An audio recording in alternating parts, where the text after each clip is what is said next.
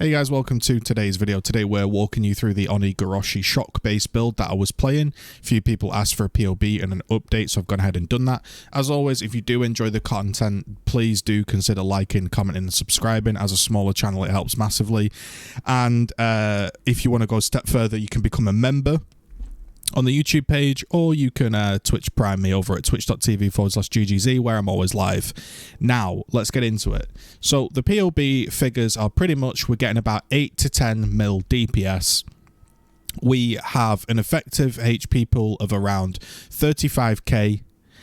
We have just your standard resists. We have roughly around 15k evasion. And we have an okay amount of armor. We have 17k. Now, things do affect these stats, which we'll talk about, like hook and stuff like that. But this is the build. I figured I'd show you how it works first, and then we'll do the POB. So the character, as you can see, if we just change screen, is... let me just go ahead and do that. The character, as you can see, is ready. He has his Oni-Goroshi, he has his Abyss, and we are no longer using impulsors. However, it is swappable, so I've made it swappable for you because I think that would be nice, because the impulsors is nice. It does help a lot. So let's run through a little bit of a gameplay demonstration. If you like the look of the build, then, you know, obviously you want to find out more, which we can talk about, but it's important to show you the build. So we go into Blood Aqueducts, and what you'll see is this has killed, so far, the Guardians. I've reached a point in the campaign where I've, in the story, in the, you know, the end game of the game, where I've killed Guardians. It was pretty comfortable to kill the Guardians, very, very comfortable. And I think you'll be able to do your Cirrus, you'll be able to do all of the content you need. Will it be able to do Ubers? No, I don't think it will be. I'm not going to try to sell you a dream and say that this is going to be some Uber killing insanity build, because frankly, you're very, very melee. We're probably not tanky enough to justify quite how melee we are. But the truth is, it's a pretty fun build. I've enjoyed it. Not many people are playing Tectonic Slam, let alone an Oni-Goroshi, and I wanted to make the build.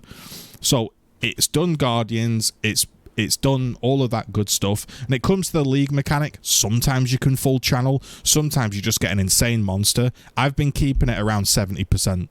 And I haven't really died. I'm up to 94, 84%. So we're kind of getting there. We do have an impulsor swap. And the impulsor swap, if we just chuck that on and we go and make a new instance, this basically is going to apply a load of explodes. This is great for Legion. Now, I won't have Leap Slam here because I haven't quite got the link set up for the swap, but you will see that when you run the impulsors, the shocks begin to explode, and it's pretty nice. Like, it can full clear Legions. It's very good for any kind of sort of expedition-y type of content, and I know it's probably not the best test of all time in Blood Aqueducts, but I haven't got a map right on me. But you get the idea. The impulsors begins to shock more, it explodes more, and it's way more fun, but you do lose a bit of effective HP pool. So I've been running with the tanky variant just whilst I'm leveling. When I map normally and I'm not that fussed, I'll just run the impulsors because it's more fun. Personally, I'm playing softcore. It's no big deal. And I've balanced the stats so I can just swap them as I feel free, because I don't like builds where you get locked into stuff. So a lot of stuff here is swappable, and, you know, that's kind of how it is. So, again, we can just chuck that chest on, completely fine, swaps, all that good stuff. What the impulsors basically does, if you didn't know, is it shocks enemies which explode, and then when you've shocked, which we always are doing, you're doing increased damage. It has life. It's a nice chest piece. There's no complaints.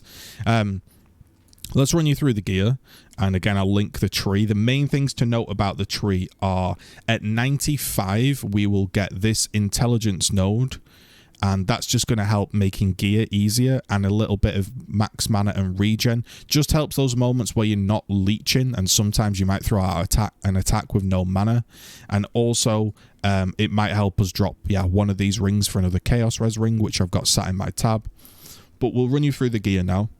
So the gear itself is the Oni-Goroshi. I've got a video on my channel of how I farmed that, if you're unaware of how to get this. I would recommend not farming it, buying the div cards and turning it in on a high level character. Then once you've got a high level Oni-Goroshi, you can try turning a tree. I've done 3 Oni-Goroshis, 2 were terrible, 1 was okay, but it was like my very beginning one. I haven't tried slamming them together. The reason is I can't find one on trade that has its attack speed node, but it does have 20% less global damage. So I'm sure there's an improvement. You could also find a node here with Tectonic Slam. Mine has cold damage, which kind of applies a bit of a chill, which is nice, but like a 1% chill, but technically it's a chill. The implicit attributes do nothing.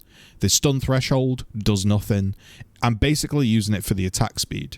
I just found that it felt really nice having an Oni-Goroshi with 2 attack speed, so I've stuck with it. Couple of things to note. I used 5 divines on this thing and never got above 82. Feels bad. Couple other things to note. On this chest piece, I tried to get anger aura effect. I used 6 divines of blue orbs, didn't see it once. I don't know if this is bugged. I then spent another divine on the cheaper ones and used about 300 and never saw it. So be careful when rolling for anger aura effect, because it could be bugged. I'm pretty sure it's bugged, or I'm just the unluckiest guy in the world. So I have no currency and I'm semi-tilted. So yeah, give me a like because we're tilted. Okay, so we have in the links, Pulverize, Awaken Fire Pen, which is like 10C by the way, elemental damage with attacks, Tectonic Slam, Inspiration, Multi-Strike. Now, things you can swap here. Things you can swap. If you're using the impulsors, I have found it quite nice to get rid of elemental damage with attacks and use unbound ailments, because you get massive shocks and it just feels good. It's technically less damage, but it is, when you're doing content that is more bulked up like breaches and legions, it does feel better. So that's why I've reached and I have this one white socket where sometimes I change. The Abyssus is a lot of our damage, 121 crit multi, and we're negating the fizz taken with endurance charges, armor, fortify, etc. I'm running Anger, Herald of Ash, Grace, and Enlighten. You can also run Determination, but I found Evasion and armor kind of works well together, and we do have Determination in the build in another aspect. The key element here, I did get an enchant when I was running Uberlab, which is effective ice golems. So I kind of specced into ice golems a little bit because the buff effect gave me a lot of accuracy and crit, but the golem dies a lot. It's kind of frustrating, which is why we're wearing this ring, which has accuracy on. Now, when my golem's up, we don't need the accuracy, and I could get a much better ring. But my golem sometimes isn't alive, and it just got frustrating sometimes, swinging and missing, so we stuck with this one. Otherwise, I'd be running a similar ring to this one. Tons of Chaos Res, Fizz, and Life. Ideally, you'd get weapon elemental damage with attacks, or an Opal ring with fire damage and stuff. Main crux of the build is a Yoke of Suffering. These come in at like 1C. No one seems to play with them. Basically, your damage can shock effectively, and they will have extra damage for each ailment on them. And we do Ignite, we do Shock, and we do a tiny small chill, which does affect them. It gives us 5% damage. And we're running Sovereignty for the mana reservation and non-curse aura effect. You could probably drop that. I know for a fact there's a couple of ways you can drop it. You can get an aura effect reservation node on your Abyssus, remove Sovereignty, and then enchant Heart of Flame, which is quite a lot of damage. So that's something to look out for if that's the route you want to go down. In terms of links, Wave of Conviction, Assassin's Mark, Arcanist Brand, and Combustion. The clunkiness of this build does get a bit frustrating on the harder content because you do have the damage, it's just hard to get it all out as melee. So you're trying to put down a couple of brands, which then Wave of Conviction them, curse them with Assassin's Mark, which gives you power charges, which obviously is a lot of damage. So in the POB, I've tried to be fair, and I've tried to tick that actually we only ever have 1 power charge, even though we can have up to 3. So I've tried to be fair in the POB there. And then I'm using Leap Slam faster attacks. If you're concerned about how to get blues on an armor evasion base, you're basically just doing the jeweler method. So you'll get 2 sockets and then apply 2 blue, and then you'll go 3 sockets, and if it gets a blue you keep it and go 4 sockets, and you go back and forth, and that's how you get the blue sockets. Or you can put it on a different piece of gear. I just found it more comfortable because I'm swapping into an Abyssus. Then we have War Chief, Ancestral Protector, Multiple Totems, and Blood Rage. This is huge. This is like pretty much all of your damage. The only really crap thing about melee is it feels like all of your damage is attached to totems. However, because we are a chieftain, it doesn't feel quite as bad. The reason for that, if you've never played a chieftain, I haven't, this is my first time, is they have 100% increased activation range and you get 100% increased buff. So basically you can put them a mile off screen and still get the effect. So you don't have to be stood near your totem. It doesn't feel awkward. In terms of ascendancy, we get the extra fire damage. We get the fire damages leech with the ash covering, and we get the endurance charge. Mixed with when we crit, we proc her embrace. Her embrace gives us fizz as extra fire, and it basically gives us onslaught. And then we can have another instance of onslaught with our flasks. The flasks I went with Quicksilver, crit diamond flask, cinder swallow, and a granite flask. In terms of the boots, we have anomalous, summon ice golem, which basically gives buff effect with meat shield to try and make it a bit tankier. And then we have just enduring cry and berserk. If you didn't want to do the whole golem route, you can put increased duration on enduring cry and just get rid of meat shield. That's an option. But that's kind of it. At some point, I would like to get this up and running, and I'll put another little cheap 6-link or 5-link setup in this Sinvictors. And you can weapon swap, kill a few enemies and start Rampage, because Rampage is just nice, especially being a melee build.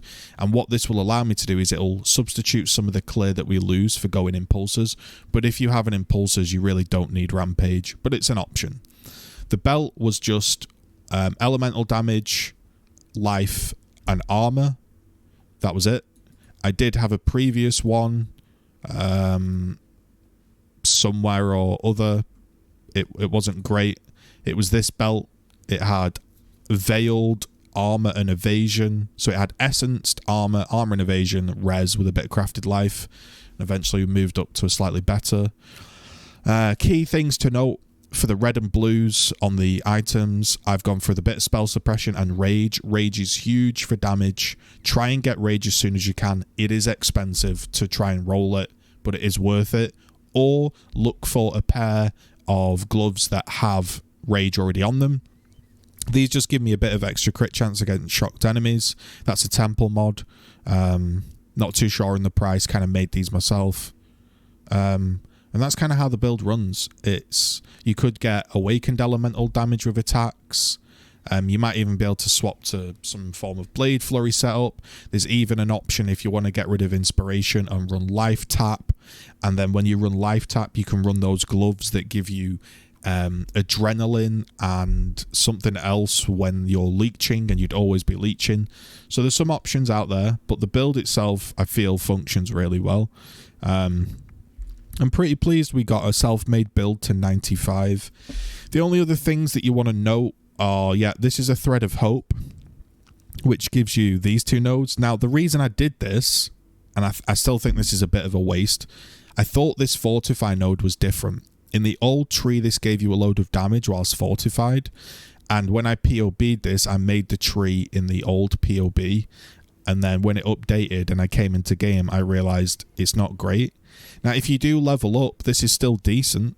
If you do want to level up to 95, 96, because it gives you extra armor and it gives you increased fortification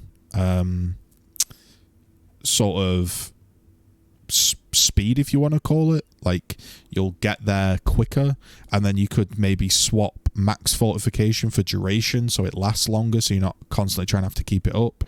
There's some options there for sure. We just took the leech here.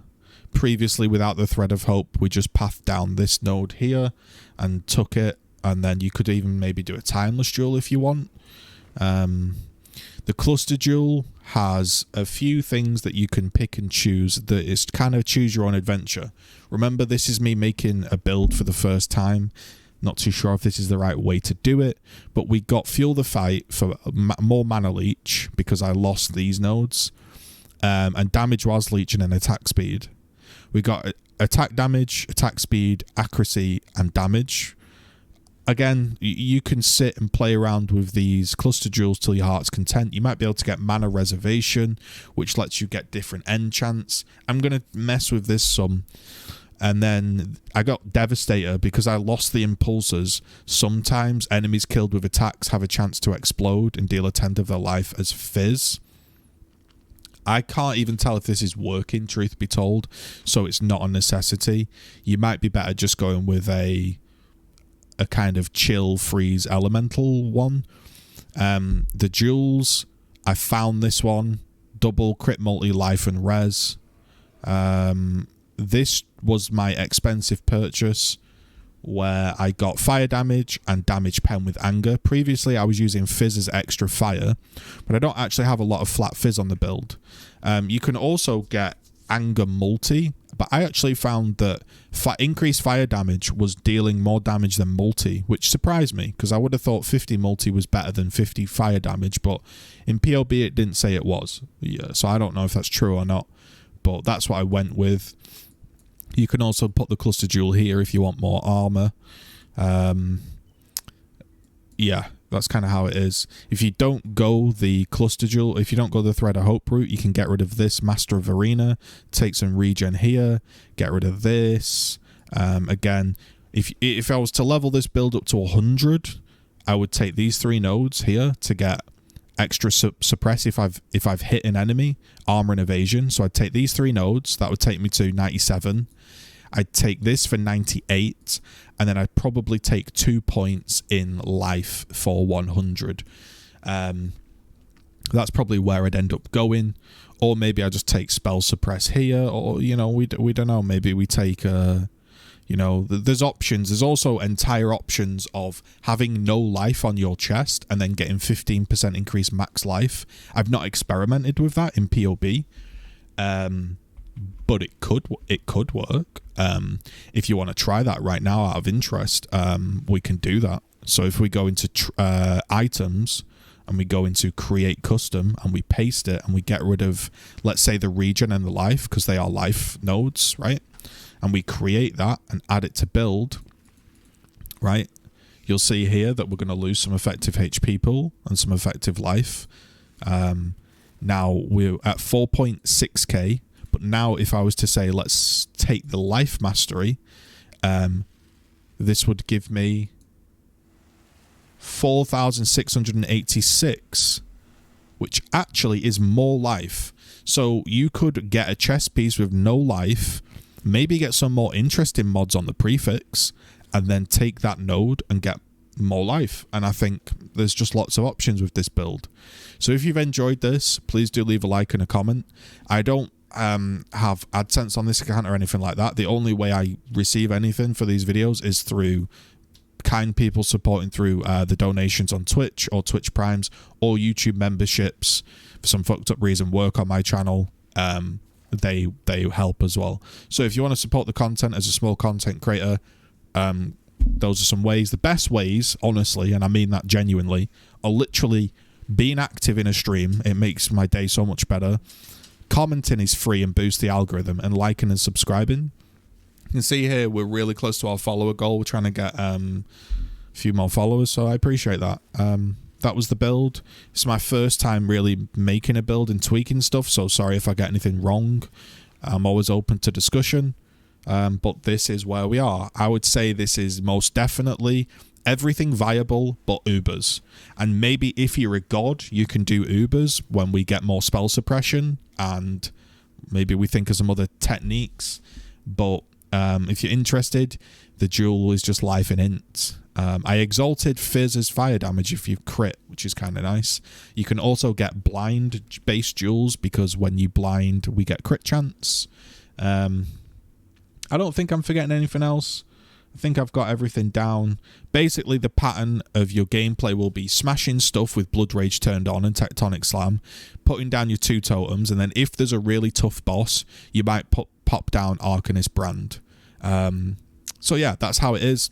Thanks everybody for tuning in. Have a great week. Enjoy the league. Also, last thing. If anybody can tell me how to smash things together in a more efficient way, is there any way I can keep this attack speed? Let me know. Thank you.